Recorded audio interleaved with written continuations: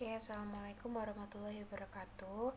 Izin memperkenalkan diri, nama saya Gustika Dumadini, NPM 227051004. Di sini saya akan menjelaskan materi Artificial Intelligence pada minggu ketiga, yaitu prolog. Ini sebagai pengganti absensi pada minggu ketiga di praktikum AI. Nah, di prolog ini kita itu di minggu ketiga kemarin mempelajari tentang dasar-dasar sintaks prolog seperti fakta, aturan, query, atau variabel dan konstanta, dan juga belajar gimana mendefinisikan konstanta dan menggunakannya untuk mewakili nilai tetap, serta gimana gunain variabel untuk mewakili nilai yang nggak diketahui dalam aturan dan query. Nah, selain itu juga belajar gimana gunain rekursi untuk mecahin masalah dalam prolog. Nah, yang pertama itu ada basic syntax. Di sini ada data object. Di dalam data object ini ada simple object, dibagi dua lagi ya. Data object, ada simple object dan struktur. Nah, di dalam simple object ini ada konstanta dan variabel, dan di dalam konstanta itu ada atom dan numbers. Nah, konstanta sendiri itu merupakan atom atau angka yang nilainya tidak dapat diubah selama program prolog dijalankan.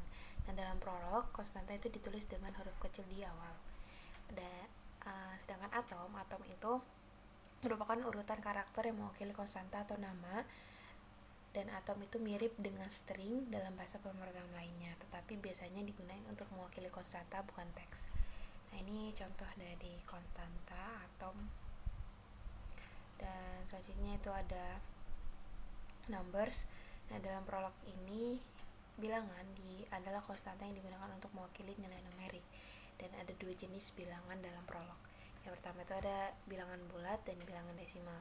Nah, bilangan bulat atau integer ini ditulis tanpa ada tanda titik.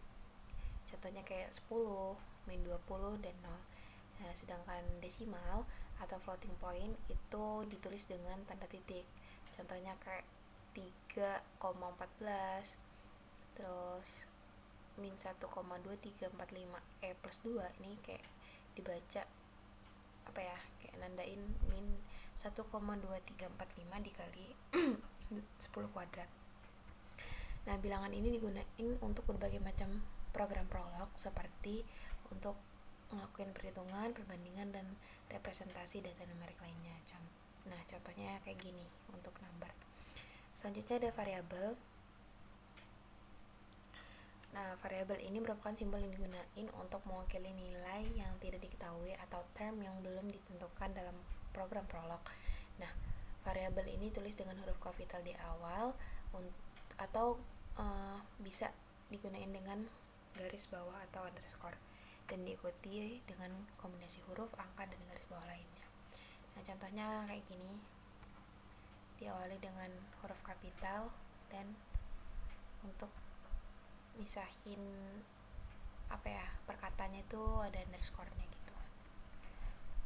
Terus variabel ini juga penting di prolog karena program itu menjadi lebih fleksibel dan dapat menangani berbagai macam masukan dan keluaran. Nah, variabel yang digunain di prolog itu dapat menerima input dari pengguna dan menyimpannya, terus melakukan perhitungan dan menyimpan hasilnya, dan mencari nilai yang memenuhi kondisi tertentu dan menyimpannya di dalam variabel.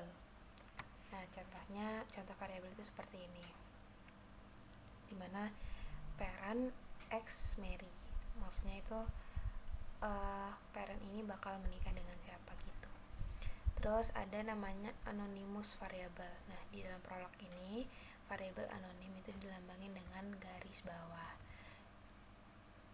Nah, digunain ketika ingin mengabaikan nilai tertentu atau tidak peduli dengan nama variabelnya. Nah, kegunaan dari anonymous variable ini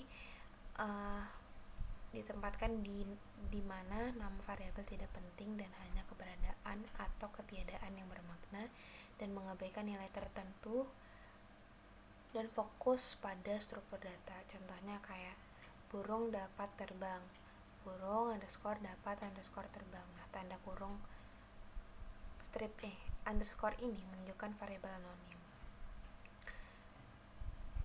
Nah, dengan gunain variabel anonim tersebut, prolog dapat menjadi lebih ringkas dan lebih mudah dibaca, terutama ketika kita nggak peduli dengan nilai spesifik dari suatu variabel. Contohnya seperti ini. Selanjutnya ada fact atau fakta. Ini kayak pernyataan yang dianggap benar dalam prolog, dan ini tuh merupakan dasar dari program prolog yang terdiri dari predikat yang diikuti oleh 0 atau lebih argumen dan diakhiri dengan tanda titik. Nah, selanjutnya ini ada contoh statement dan fact prolog fact. Nah, di mana statement ini merupakan kalimat dan prolog fact ini kayak penulisannya gitu.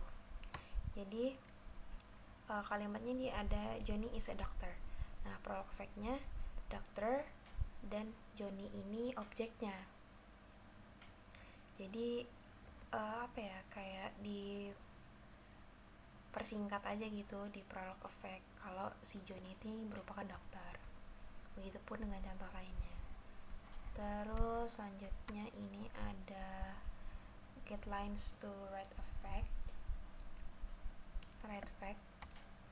Dan yang pertama ini ada nama predikat, itu selalu dimulai dengan huruf kecil dan diwakili properti atau hubungan yang dijelaskan fakta. Contohnya doctor nih, ini kan kecil hurufnya, colors, terus has, terus ada underscore legs-nya gitu, dan selanjutnya. Terus ada arguments, ini ditulis dalam tanda kurung dan dipisahkan dengan koma. Nah, mewakili objek yang terkait dengan predikat. Nah, contohnya kayak tadi Dr. Johnny gitu, color sky blue. Nah, color ini sky ini langitnya itu berwarna biru gitu. Terus titik akhir ini setiap fakta harus diakhiri dengan titik.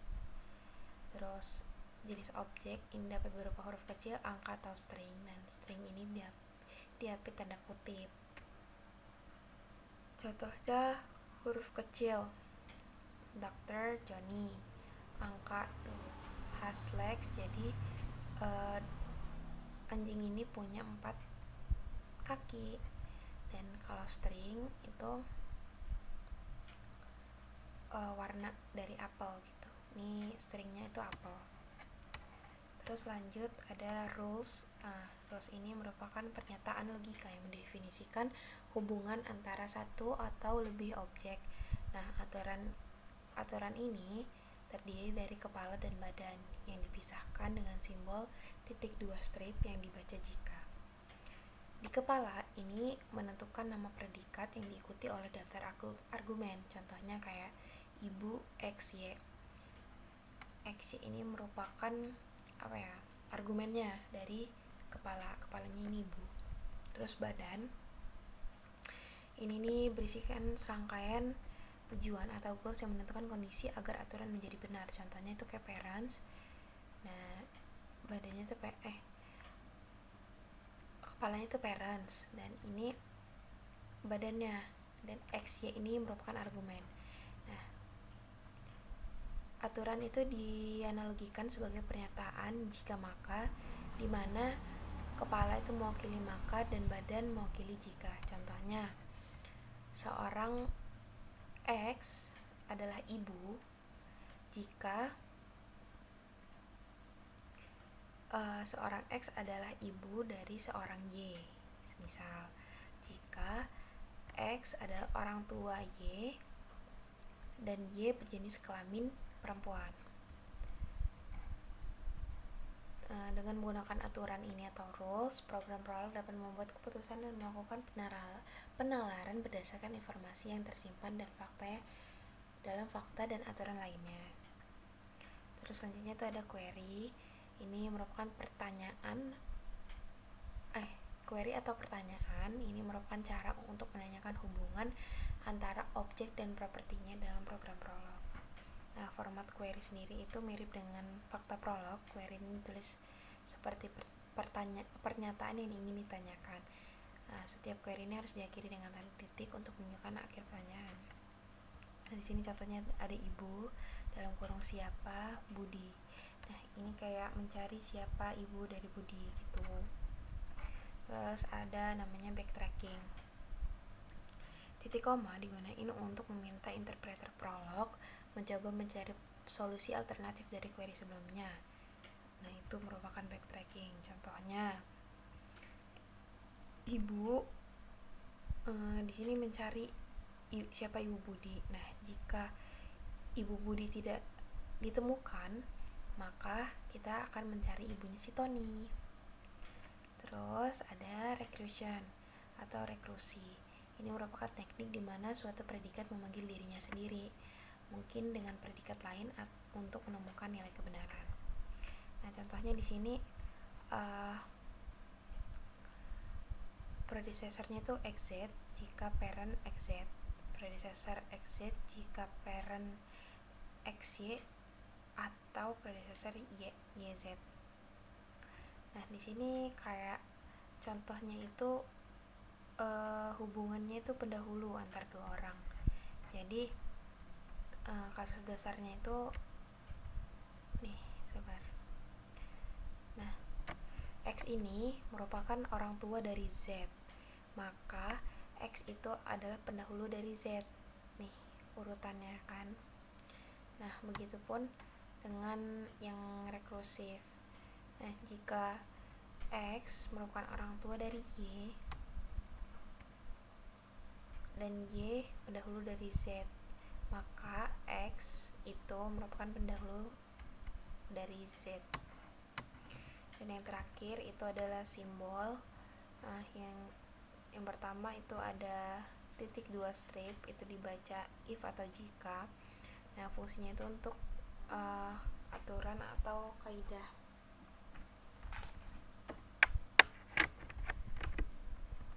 Nah, contohnya itu ancestornya itu xy jika parent xy gitu.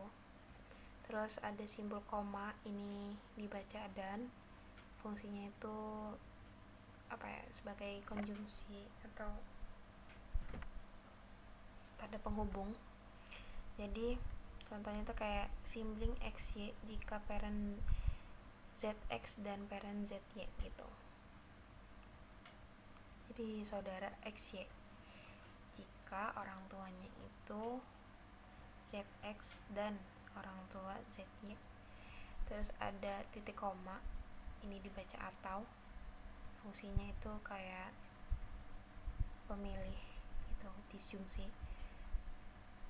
Contohnya ini ada orang tua X Y jika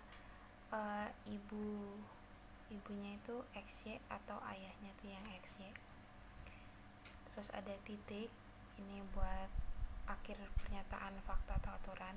Contohnya ini parent John Bob. Terus ada permintaan atau pertanyaan, ini terdapat di awal. Mungkin sekian penjelasan dari saya, kurang lebihnya saya mohon maaf. Saya akhiri, wassalamualaikum warahmatullahi wabarakatuh.